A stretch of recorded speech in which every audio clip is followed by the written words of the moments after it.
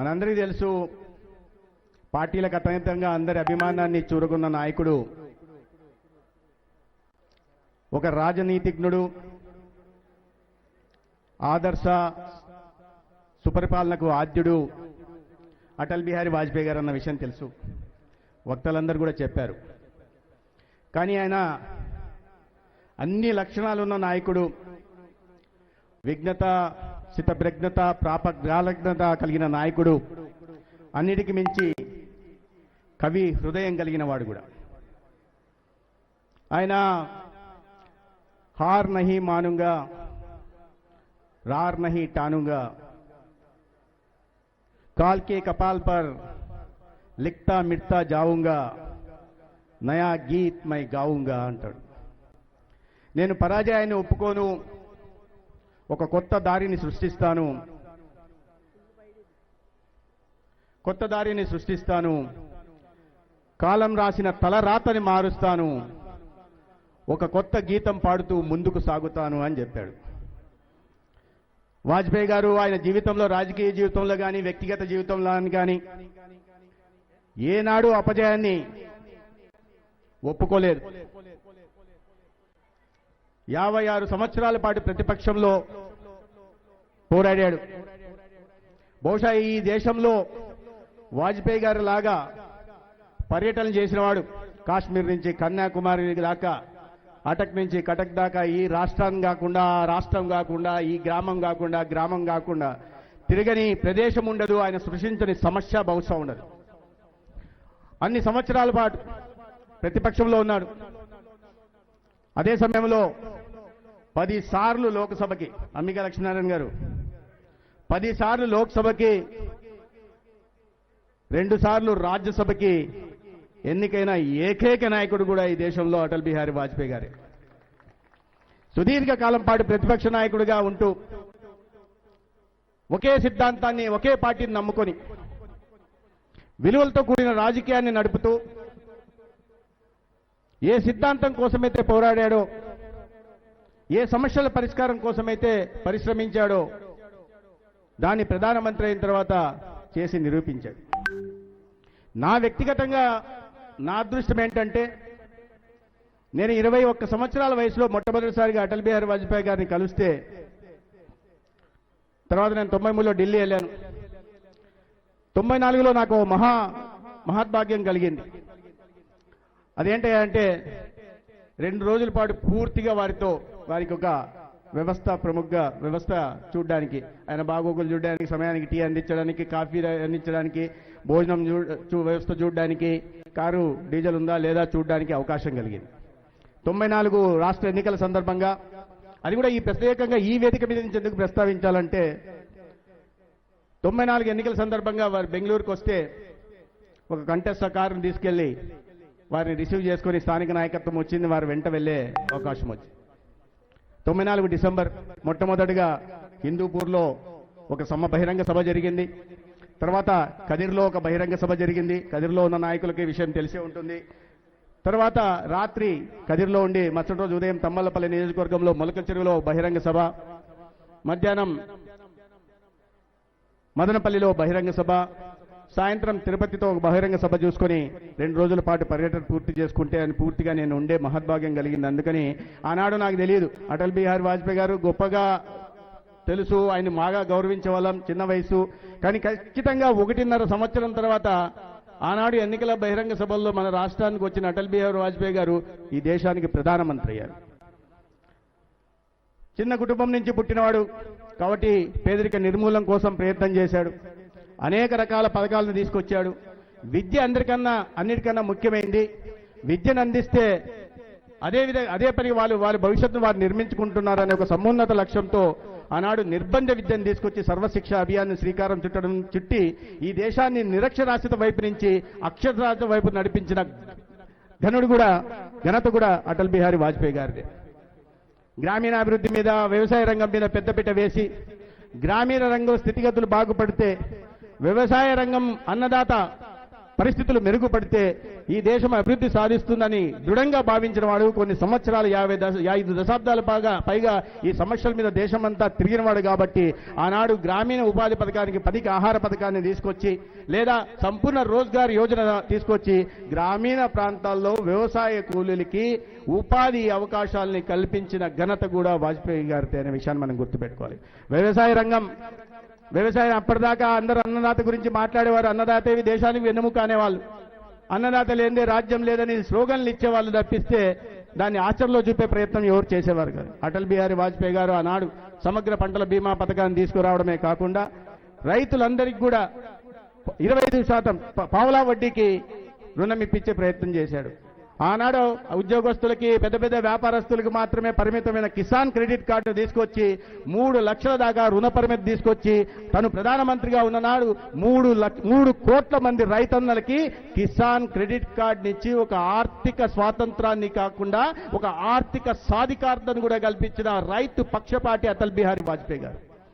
గ్రామీణ రంగం, వ్యవసాయ రంగం, విద్యారంగం, సాంకేతిక రంగంలో కూడా ఆనాడు దేశం కొత్త పుంతలు దొక్కింది. ఆర్థిక సంస్కరణలు గతంలో పివి నరసింహారావు గారు మొదలుపెట్టిన ఆర్థిక సంస్కరణలని, ఆయన కాంగ్రెస్ ప్రధానమంత్రి కదా, నేను తర్వాత వేరే సిద్ధాంతం నుంచి వచ్చిన ప్రధానమంత్రి అని కాకుండా ఈ దేశ స్థితిగతులు మారడానికి, ఆర్థిక ప్రగతికి ఆ ఆర్థిక సంస్థలు దోహదం చేస్తాయని ప్రగాఢంగా విశ్వసించిన నాయకుడు కాబట్టి ఆ ఆర్థిక సంస్కరణలు కూడా ముందుకు తీసుకెళ్లే ప్రయత్నం చేశాడు. అన్ని రకాలుగా గ్రామీణ ప్రాంతాల గురించి మాట్లాడినప్పుడు అప్పటిదాకా గ్రామీణ ప్రాంతాల్లో రహదారులు ఉండేవి కాదు. రైతు పండించిన పంట మార్కెట్ అనంతపురం తీసుకెళ్ళొచ్చి అమ్మాలంటే కష్టమయ్యేది. గ్రామాల నుంచి విద్యార్థులు రాకపోకలు సాగించాలంటే కష్టమయ్యేది. చదువుకున్న విద్యార్థులు కాలేజీకి రావాలంటే కష్టమయ్యేది. అన్ని చోట్లకి రహదారులు ఉంటున్నాయి, మరి గ్రామాలకు రహదారులు ఎందుకు లేవని చెప్పి 60,000 కోట్ల వ్యయంతో ప్రధానమంత్రి గ్రామ్ సడక్ యోజన తీసుకొచ్చి ఇవాళ 1,76,000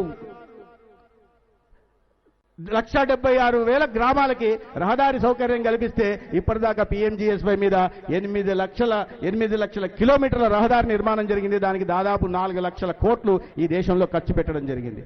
దాని కారణంగానే ఇవాళ పోవాలంటే ఎవరైనా అధికారులు పోవడానికి కూడా ముందు సంశయించేవారు. BDO వెళ్ళాలంటే సంశయించేవాడు, DDO వెళ్ళాలంటే సంశయించేవాడు, RDO వెళ్ళాలంటే సంశయించేవాడు, DDO వెళ్ళాలంటే సంశయించేవాడు, డాక్టర్ వెళ్ళాలంటే సంశయించేవాడు. ఇవాళ రహదారులు ఉన్నాయి కాబట్టి ఎవరైనా వెళ్తున్నారు. ట్రాక్టర్ వెళ్ళగలుగుతుంది, అవకాశం ఉంటే డాక్టర్లు కూడా మన ఊరికి వచ్చే అవకాశం ఉంది. గ్రామీణ రహదారులు నిర్మించారు. గ్రామీణ ప్రాంతాల స్థితిగతులు మార్చడమే కాకుండా ఈ దేశం ఆర్థికంగా ప్రగతి సాధించాలంటే మౌలిక సదుపాయాల కల్పన మీద ప్రధానంగా దృష్టి పెట్టాలి. దాని ద్వారా మాత్రమే సంపద సృష్టించబడుతుందని తెలిసిన నాయకుడు కాబట్టి స్వర్ణ చతుర్భుజి పెట్టి అప్పటిదాకా 4 లేన్ల రహదారులు ఈ దేశంలో ఎక్కడా ఉండేవి కాదు.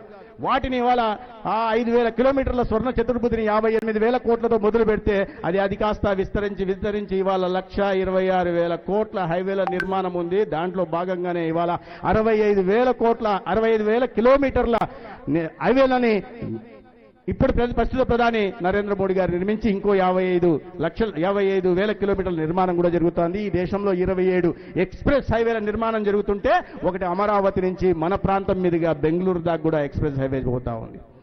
దాని కారణంగా సంపద సృష్టిస్తుంది.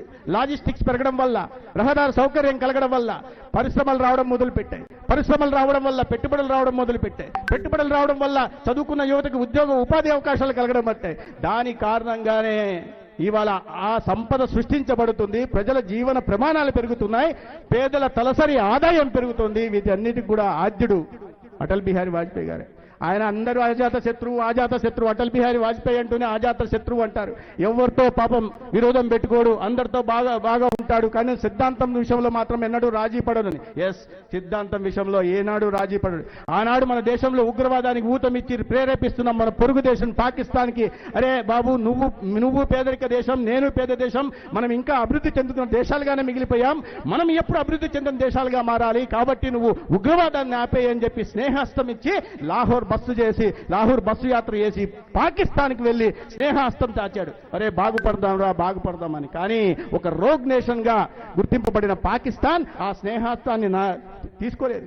కానీ అటల్ బిహారీ వాజ్పేయి నయ్యం వస్తే చిత్తశుద్ధికి, కయ్యం వస్తే కార్యశుద్ధికి కూడా నిలబడేవాడు. కాబట్టి నువ్వు చెయ్యి వినలేదు, చెయ్యి స్నేహస్తం చాచా, నువ్వు వినలేదు. కాబట్టి కార్గిల్ యుద్ధం చేసి కార్గిల్లో పాకిస్తాన్ని ఓడించి ప్రపంచానికి స్పష్టమైన సంకేతం పంపడమే కాకుండా పోఖ్రాన్ అణుపరీక్షలు నిర్వహించి భారత్ని అణ్వయుద్ధ దేశంగా కూడా ప్రపంచానికి ముందు చెప్పి ఒక సంకేతాన్ని ప్రపంచ దేశాలకు కూడా ఇవ్వడం జరిగింది. అన్ని రకాలుగా కూడా అవన్నీ కాకుండా ప్రధానంగా మనం చెప్పాల్సిన విషయం ఏంటంటే నదుల అనుసంధానం గురించి. ఆనాడు ఒక టాస్క్ ఫోర్స్ని పెట్టి ఈ దేశంలో అనేక ప్రాంతాల్లో వరదలు వస్తుంటాయి, కొన్ని ప్రాంతాల్లో దుర్భిక్ష కరువు కాటకాలు ఉంటాయి. వీటిని అన్నిటి వరదల నుంచి తప్పించడం కోసం, కరువు కాటకాల నుంచి రైతాంగాన్ని తప్పించడం కోసం నదుల అనుసంధానానికి శ్రీకారం చుట్టి ఆనాడు ఆలోచన చేసిన కూడా అటల్ బిహారీ వాజ్పేయి. నిజంగా తర్వాత ఎన్నికల్లో 2004లో ఓడిపోవడం జరిగింది దురదృష్టకర కారణాల వల్ల. కానీ అది మళ్ళీ గెలిచి ఉంటే యమునా గంగా అనుసంధానం జరిగేది, సబర్మతి నర్మదా తర్వాత నరేంద్ర మోడీ గారు చేశారు అనుసంధానం జరిగేది. మన దగ్గర కూడా గోదావరి నుంచి కావేరీ దాకా అనుసంధానం జరిగి కరువు కాటాలతో పీడించబడుతున్న రాయలసీమ ప్రాంతం కూడా ఒక సుభిక్షమైన సస్యశ్యామల ప్రాంతంగా మారేది. అటువంటి ఆలోచన ఢిల్లీలో కూర్చున్న నాయకుడు ఇక్కడ ఉంటున్న రైతాంగం గురించి ఆలోచించాడు. అటువంటి నాయకత్వం ఎందుకు వారి గురించి సుపరిపాలన గురించి మాట్లాడతామంటే 6 సంవత్సరాలు పడే ప్రధానమంత్రిగా ఉంటే ఒక్క అవినీతి మచ్చలేదు. 23 పార్టీలతో ఒక పొలిటికల్ కనెక్టివిటీని కూడా తీసుకొచ్చి పొలిటికల్ కనెక్టివిటీ రెవల్యూషన్ ని మన దేశంలో తీసుకొచ్చిన రాజ్యుడు. ఇప్పుడు దాని కారణంగానే ఏదైతే ఆనాడు పునాది వేశారో ఆ పునాదిని ప్రేరణగా తీసుకుని, ఆ పాలన ప్రేరణగా తీసుకుని ఇవాళ మన దేశంలో అనేక రకాలైన కార్యక్రమాలు వస్తున్నాయి. ఇవాళ ప్రజలందరికీ బీమా వచ్చినా, లేదా ప్రజల సంరక్షణ కోసం ఆయుష్మాన్ భారత్ వచ్చినా, లేదా యువతకు ఉద్యోగ ఉపాధి అవకాశాల కోసం startup India, make in India, digital India, skill India, clean India, fit India లాంటి అనేక కార్యక్రమాలు తీసుకొచ్చి ఒకవైపు అభివృద్ధిని మరొక వైపు సంక్షేమాన్ని సమాంతరంగా తీసుకెళ్తున్న ప్రధానమంత్రి మన దేశంలో ఉన్నారు. అదే కాకుండా ఆనాడు ఏదైతే మన సమైక్యతకి, సమగ్రతకి, సార్వభౌమాధికారానికి ఆటంకం వాటిల్లితే స్పష్టమైన సమాధానం ఇస్తామని ఆనాడు వాజ్పేయి గారు ఏదే చాటారో అదే విధంగా యూరిలో సంఘటన జరిగినప్పుడు కానీ, పహల్గామ్లో సంఘటనలు జరిగినప్పుడు కానీ, లేదా ఇటీవల సంఘటనలో కానీ ఆనాడు చాలా సర్జికల్ స్ట్రైక్ ద్వారా కానీ, లేదా బ్యాలిస్టిక్ స్ట్రైక్ ద్వారా, మొన్న సింధూర్లో ఆపరేషన్ సింధూర్ ద్వారా కూడా మన పొరుగు దేశానికి స్పష్టమైన గట్టి సమాధానం ఇస్తూనే అదే సమయంలో ప్రపంచానికి కూడా ఒక సంకేతాన్ని ఇవ్వడం కారణంగా ఇవాళ భారత్ అంటే ప్రపంచ దేశాలు గుర్తించే దిశగా ఉన్నాయి. గుంపులో కాదు, భారత్ అంటే ప్రత్యేకంగా ఉంటుంది. మిగతా దేశాలు భారత్ చుట్టూ నిలబడే పరిస్థితిని ఇవాళ ఆనాటి ప్రధాని వేసిన పునాదుల కారణంగా నేటి ప్రధాని ముందు కొనసాగిస్తున్నారు. మిత్రులారా, మన రాష్ట్రంలో కూడా ఇవాళ ఎన్డీఏ ప్రభుత్వం గతంలో ఉన్నప్పుడు మీరు చూసుకోండి, 99, 2004లో ఎటువంటి అభివృద్ధి సాగింది. ఒకవైపు అటల్ బిహారీ వాజ్పేయి గారు మన రాష్ట్రంలో, గౌరవ ముఖ్యమంత్రి చంద్రబాబు నాయుడు గారు. మళ్ళా 2014 నుంచి మళ్ళీ ఎన్డీఏ ప్రభుత్వం వచ్చిన తర్వాత ఒకవైపు కేంద్రంలో నరేంద్ర మోడీ గారు, రెండో వైపు మన రాష్ట్రంలో చంద్రబాబు నాయుడు గారు, పవన్ కళ్యాణ్ గారు. అభివృద్ధి కొనసాగుతా ఉంది. 5 సంవత్సరాల చిన్న పొరపాటు కారణంగా 5 సంవత్సరాల విధ్వంసాన్ని మళ్లీ సరిచేస్తూ ఇవాళ అభివృద్ధి దిశగా, సంక్షేమం దిశగా మన రాష్ట్రాన్ని కూడా ముందుకు తీసుకెళ్తున్నారు. దానికి నరేంద్ర మోడీ గారి సంపూర్ణ సహకారం ఉంటున్న విషయం మీ అందరికీ తెలిసింది. అది పెన్షన్లు కావచ్చు, లేదా దీపం పథకం కింద సిలిండర్ ఇవ్వడం కావచ్చు, లేదా చదువుతున్న పిల్లలకి ప్రతి ఒక్కరికి అన్నదాత తల్లికి వందనం కావచ్చు, లేదా అన్నదాతకి పంట పెట్టుబడి సాయం కింద అన్నదాత సుఖీభవ కావచ్చు, లేకపోతే చాలా మంది అక్క చెల్లెళ్ళు ఉన్నారు, స్త్రీ శక్తి కావచ్చు. నాకు మొన్న డాక్టర్లు చెప్తున్నారు సిఎస్సీలకి, జీజీహెచ్లకి ఎక్కువ మంది పోతున్నారు, ఎక్కువ పెరిగాయి రెఫరల్స్ ఏంటని. అంటే వాళ్ళు చెప్పారు, ఏం లేదు సార్, ఈ మధ్య ముఖ్యమంత్రి గారు ఒక స్కీమ్ పెట్టారు కదా, ఆ స్కీమ్ పెట్టినప్పటి నుంచి ఇంతకుముందు 30 కిలోమీటర్లు 40 కిలోమీటర్లు పోతే ఛార్జీలు అవుతాయని చెప్పి పోయేవాళ్ళు కాదు, ఇప్పుడు ఫ్రీ కదా, పోయి ఆరోగ్యం జాగ్రత్తగా చూసుకుంటున్నారు సార్ అని చెప్పారు. ఇంతనమ్మా అంటే మేము కూడా టైంకి ఉద్యోగాలకు వెళ్తున్నాం సార్, ఫ్రీగా కాబట్టి వస్తున్నామని. ఇంకా సౌలభ్యంగా ఉంది. చాలా మంది అక్క చెల్లెళ్ళు ఉన్నారు, అమ్మని చూడాలని పాపం అందరికీ ఉంటుంది. కానీ ఎక్కడో ఇక్కడి నుంచి గుంతకల్లో అమ్మని పోయి చూసి రావాలంటే కష్టం కాబట్టి నెలకో 2 నెలలకో ఒకసారి ఛార్జీలు భారం కాబట్టి పోయేవాళ్ళు. ఇప్పుడు కావాలంటే 2-3 రోజులకు ఒకసారి పోయి అమ్మని చూసుకొని రావచ్చు. కొంతమంది అత్తను మామూలు చూస్తారని నేను అనుకోను, కానీ అత్తను కూడా చూడాలంటే కూడా అప్పుడప్పుడన్నా పోయి అత్తను చూసి రావచ్చు. చాలా మందికి పాపం తోడికోళ్ళతో సరిపోదు, ఆడపడుతో సరిపోకపోతే ఫోన్లో గొడవ పడాల్సిన పరిస్థితి వచ్చేది. ఇవాళ ఎటువంటి సౌలభ్యం వచ్చిందయ్యా అంటే బస్సు ఎక్కి పోయి ఆడపడుచుతో తోడిగోడలతో గొడవపడి మళ్ళీ సాయంత్రం ఇంటికి వచ్చేయచ్చు. ఇంకా ఏంటంటే మనం పొద్దున మార్నింగ్ మెరుపుకల అనంతపురంలో చూసి, మధ్యాహ్నం మేఘ సందేశం పోయి రాయదుర్గంలో చూసి, మళ్ళీ రాత్రి కార్తీక దీపం మళ్ళీ అనంతపూర్కి వచ్చి చూసే సౌలభ్యం కూడా మనకు రాష్ట్రంలో కూడా కలిగింది. నేనేదో నమ్మించడానికి చెప్పట్ల. అటువంటి ఆర్థిక స్వాతంత్రాన్ని మహిళకు కూడా మన ముఖ్యమంత్రి గారు కానీ, మన ఉప ముఖ్యమంత్రి గారు కానీ కల్పించారు. ఇటువంటి ఒక ఫీల్ గుడ్ గవర్నమెంట్ ని మళ్ళీ మీరు ఆశీర్వదించాల్సిన అవసరం ఉంది. ఒక సుపరిపాలనకు ఆద్యుడిగా ఒకవైపు అటల్ బిహారీ వాజ్పేయి ఉంటే దాన్ని ముందు కొనసాగిస్తూ మన కీర్తి పతాకాల్ని ప్రపంచవ్యాప్తం విశ్వవ్యాప్తం చేస్తున్న మహానాయకుడిగా నరేంద్ర మోడీ, విశ్వనాయకుడిగా నరేంద్ర మోడీ గారు ఉంటే, ఒక అభివృద్ధి ప్రదాతగా ఈ రాష్ట్రంలో చంద్రబాబు నాయుడు గారు ఉన్నారు. ఏదైనా విషయాన్ని నిక్కచ్చిగా చెప్పగలిగిన నిజాన్ని నిర్భయంగా చెప్పగలిగిన ఒక పవర్ స్టార్ పవన్ కళ్యాణ్ గారు కూడా రాష్ట్రంలో ఉన్నారు. కాబట్టి ఇటువంటి ప్రభుత్వాన్ని మీరు మళ్ళీ ఆశీర్వదించాలని, సుపరిపాలనను ముందుకు తీసుకెళ్లాలని, ఈ చెదలు పట్టిన వ్యవస్థని, గతంలో ఉంటున్న వాళ్ళని మళ్ళీ దరిదాపుల్లోకి రానికూడదని ఈ సందర్భంగా మీ అందరికీ తెలియజేసుకుంటూ సెలవు తీసుకుంటాను. భారత్ మాతాకి. ఏంటిది? క్యా బాత్ హై అనంతపూర్, ఇంతేనా? భారత్ మాతాకి. ధన్యవాదాలు.